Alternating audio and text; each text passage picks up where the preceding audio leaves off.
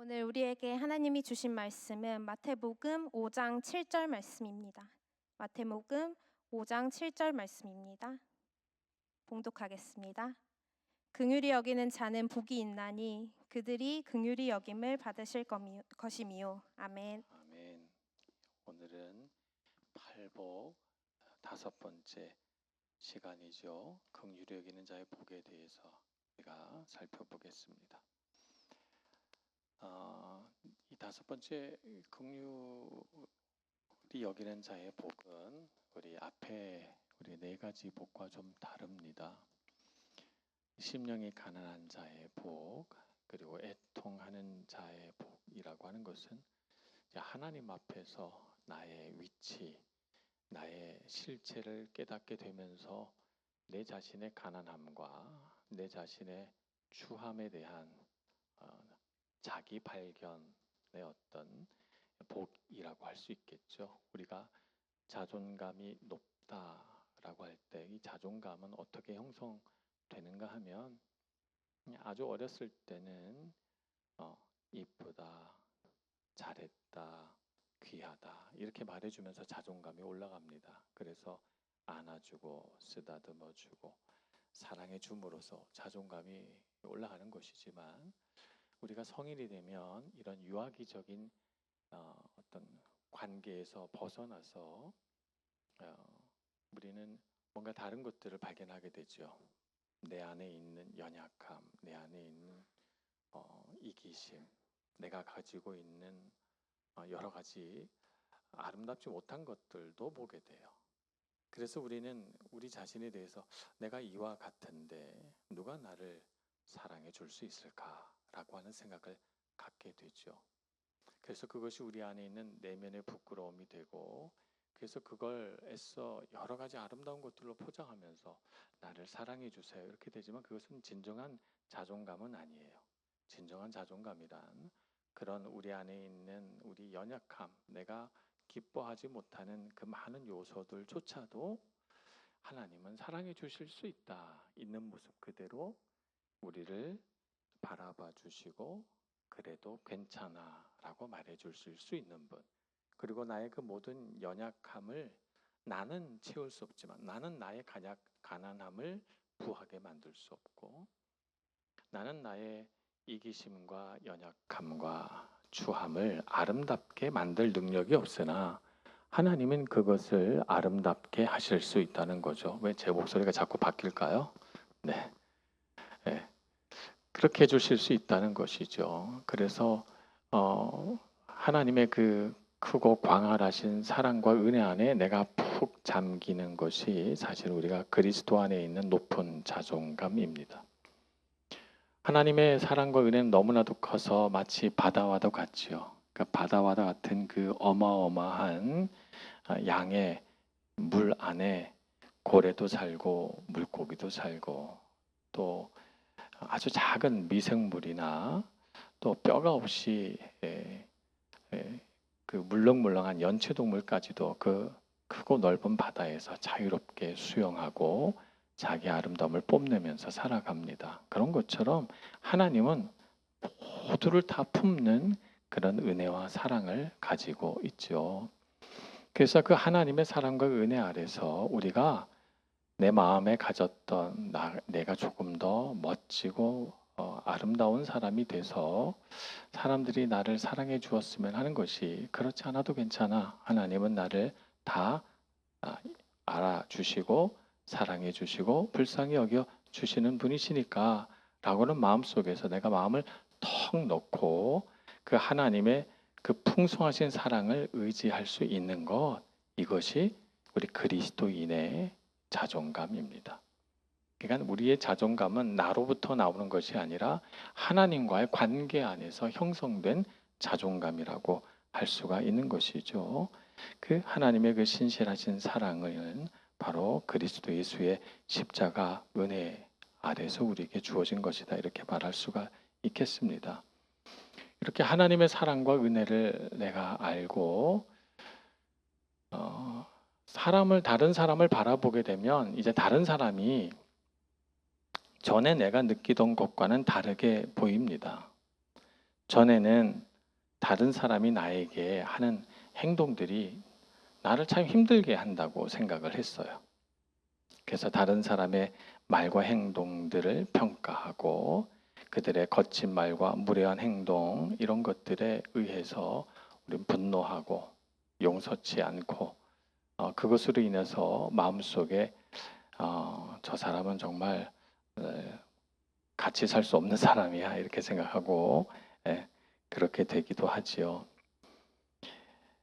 그런데 나의 추함과 나의 연약함, 나의 영적인 가난함을 알고 나니까 이제 나와 관계를 맺는 타인이 다르게 보입니다. 어떻게 보입니까?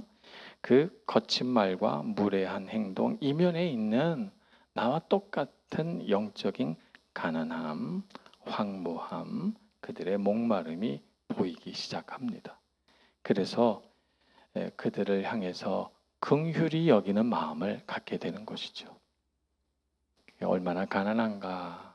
그들도 자신의 목마름과 자신의 연약함 속에서 저런 것들이 나오는구나 하는 것을 알게 됩니다. 그래서 우리가 죄인과 죄인이 원래는 같이 살아갈 수 없는 존재인데 죄인과 죄인이 살아갈 수 있는 그 어떤 관계의 문을 여시는 분이 바로 그리스도 예수이시죠. 그래서 그분의 은혜 아래서 우리는 긍휼히 여기는 마음, 불쌍히 여기는 마음을 갖게 됩니다. 그래서 예수님은 누가복음 23장 34절에서 십자가 위에 달려 고통받는 예수님이 자신을 매달아 죽게 한 사람들을 향하여 이렇게 기도하시죠. 아버지, 저들을 사하여 주옵소서. 자기들이 하는 것을 알지 못함이니이다. 이렇게 말합니다.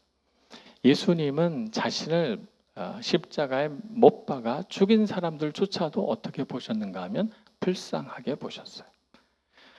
예수님을 향해 전혀 동정심을 갖지 않고 예수님을 향해 조롱과 모욕을 퍼붓는 그들조차도 예수님은 오히려 그들의 모욕과 조롱을 당하는 상태에서조차도 그들을 불쌍하게 보셨다. 그들의 겉으로 드러난 자기의 강함을 자랑하고 자기의 높음을 자랑하는 그들 마음속 이면에 있는 남을 향한 폭력과 그 거침, 이기심 그 뒤에 있는 그들의 죄, 그들의 연약함을 보시고 불쌍히 여기셨던 것입니다. 그래서 그들을 불쌍히 여기시고 용서함으로써 예수님과 우리가 관계를 맺을 수 있는 문이 열린 것이죠. 예수님이 그와 같은 마음을 갖고 계시다는 걸 아니까 우리가 아무리 죄인이라도 내 마음 알아주시겠지 이렇게 되고 관계를 맺을 수 있게 되는 것이고 그 예수님의 마음으로 우리가 이제 타인을 바라보면서 타인을 향하여 저 사람도 나처럼 고통스럽고 괴로워하고 부끄러워하면서 사는구나 이렇게 생각하고 그 사람을 용서까지는 못하더라도 불쌍히 여겨 줄 수 있는 마음을 갖게 됨으로써 우리는 타인을 향하여 문을 열고 성큼 발을 내디딜 수 있게 되는 것입니다. 제가 서울에서 사역할 때 한 5년은 강북에서 또 나머지 한 5년 좀 안 되는 시간은 강남에서 사역을 했습니다. 강남에서 사역을 하니까 강북과 여러 가지 면에서 달랐습니다. 강북에서 사역할 때는 정말 가난한 사람들이 많았어요. 그래서 기도 제목이 얼마나 많이 올라오는지 몰라요. 아프고 무시당하고 고통하고 관계가 깨어진 사람들 이런 사람들 정말 기도할 게 많구나. 그래서 정말 불쌍히 여기는 마음을 가지고 제가 속한 교구의 모든 성도들 신방도 하고 기도도 하고 했습니다. 강남으로 왔을 때는 이렇게 생각을 했어요. 강남에는 많이 배우신 분들, 집 한 채만 해도 몇십억씩 하니까 많이 가지신 분들, 그들은 기도할 게 없겠다. 그래서 제가 같이 전도하러 나가는 우리 권사님들한테 여기 강남에 사시는 분들은 왜 교회를 나오실까요? 교회 안 나오고도 참 잘 사실 것 같은데 이런 얘기도 제가 한번 던진 적이 있습니다. 근데 제가 실제로 한 집 한 집 방문해서 기도 제목을 듣고 하면서 알게 됐습니다. 강남과 강북이 다르지 않다는 것. 사람 안에 느끼는 인생에 대한 절망과 아픔, 질병과 사고, 관계 안에서 오는 여러 가지 문제들은 여전히 똑같다는 걸 알게 됐습니다. 부유해도 많이 배워도 세상의 높은 지위를 가져도 인간은 여전히 죄인이라는 사실이고, 그 영적인 목마름 때문에 어느 곳에서나 하나님을 경외하고 영접하지 않으면 인간은 고통 속에 있을 수밖에 없다는 사실을 깨닫게 된 것입니다. 요한계시록 3장에 보면 라오디게아 교회라고 하는 그 교회를 향하여 요한 사도는 이렇게 하나님 말씀을 전합니다. 요한계시록 3장 17절입니다. 내가 말하기를 나는 부자라 부요하여 부족한 것이 없다 하나 내 곤고한 것과 가련한 것과 가난한 것과 눈먼 것과 벌거벗은 것을 알지 못하는도다. 이렇게 말합니다.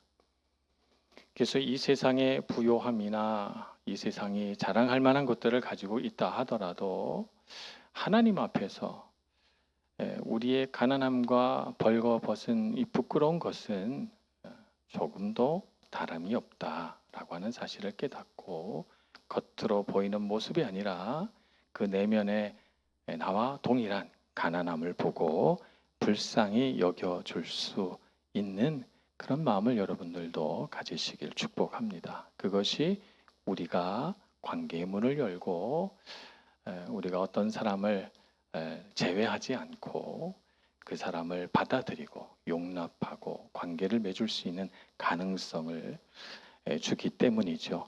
그래서 우리가 관계를 고정시키지 않고 관계를 끊어내지 않고 관계 안에서 하나님께서 주신 복을 누릴 수 있는 그런 기회를 갖게 되는 것입니다. 주님께서는 그렇게 해서 많은 사람들이 주께로 돌아옵니다. 어떤 사람은 무지한 사람, 어떤 사람은 못 배운 사람, 어떤 사람은 예수님을 조롱하고 모욕했던 사람, 어떤 사람은 예수 믿는 자들 잡아다 감옥에 가두었던 사람, 온갖 사람들이 예수님 앞에 돌아와 어느 누구도 예외 없이 주님의 긍휼과 자비를 힘입어서 주님의 사랑의 품에 안기게 되는 것을 보았습니다. 우리도 그와 같이 주님의 사랑으로 긍휼히 여기고 용납하고 받아들여 주는 그런 사람이 되기를 소망합니다. 그렇게 될 때 우리에게는 어떤 복이 있는가? 긍휼히 여기는 자는 복이 있나니 그들이 긍휼히 여김을 받을 것이며 라고 말씀하셨습니다. 그래서 주님께서 우리를 향한 불쌍히 여기시는 마음을 거듭 우리에게 베풀어 주셔서 우리가 인생을 살면서 겪게 되는 우리의 연약함에 대한 단식, 우리 가난함으로 인한 절망, 우리의 실수와 죄로 인한 우리의 추한 모습으로 인한 그런 슬픔과 괴로움으로부터 우리가 벗어날 수 있게 해주시고 우리를 불쌍히 여기시는 주님께서 치유하시고 회복시키시며 우리를 다시금 주님의 사랑 안에 살아가도록 도우시리라 믿는 것입니다. 그래서 긍휼히 여기는 자에게는 긍휼히 여기시는 주님의 사랑이 떠나지 않게 된다라고 하는 것을 알고 그것이 얼마나 큰 복인가. 우리의 모든 관계는 주님과의 관계로부터 온다고 했습니다. 주님과의 관계가 이렇게 긍휼히 여기시는 주님의 사랑을 많이 받아서 내가 자꾸 회복되는 관계 안에 있다면 그러면 우리는 관계 안에서 오는 고통과 괴로움에서 빨리 회복되고 그 안에 있는 상처들이 빨리 치유되고 관계 안에서 더 능력 있는 사람이 될 것이라고 확신합니다. 그런 회복의 은혜가 그런 긍휼히 여김을 받는 그런 축복이 여러분의 삶 가운데 있기를 소망합니다. 그래서 여러분의 삶이 고정되어 있지 않고 여러분의 삶이 여러분의 관계가 닫혀져 있지 않고 열려지고 더 능력이 있어지고 더 복이 있어지는 그런 은혜가 있기를 간절히 소원합니다. 기도하겠습니다. 하나님, 우리 안에 우리 자신의 죄로 인하여 다친 관계들, 상처 입은 관계들을 회복시켜 주시기를 소망합니다. 우리의 추함, 우리의 이기심, 우리의 교만 때문에 일어난 관계 안에 일어난 많은 상처와 아픔들을 주님의 사랑과 은혜로 치유해 주시고 우리가 그와 같이 하나님 앞에 연약하고 작은 자로 서 있는 것처럼 우리가 미워하고 우리가 아파하는 관계 안에서 그 사람도 그와 같이 연약한 자로 서 있음을 깨닫고 불쌍히 여기는 마음을 갖게 해 주옵소서. 긍휼히 여기고 용납하여 주고 용서하며 사는 저희들 되게 하셔서 하나님께서 우리를 향하여 베푸시는 긍휼과 자비와 용서와 큰 은혜를 더 많이 경험하고 누리는 저희들 모두가 다 되게 해 주옵소서. 예수님의 이름으로 기도합니다. 아멘.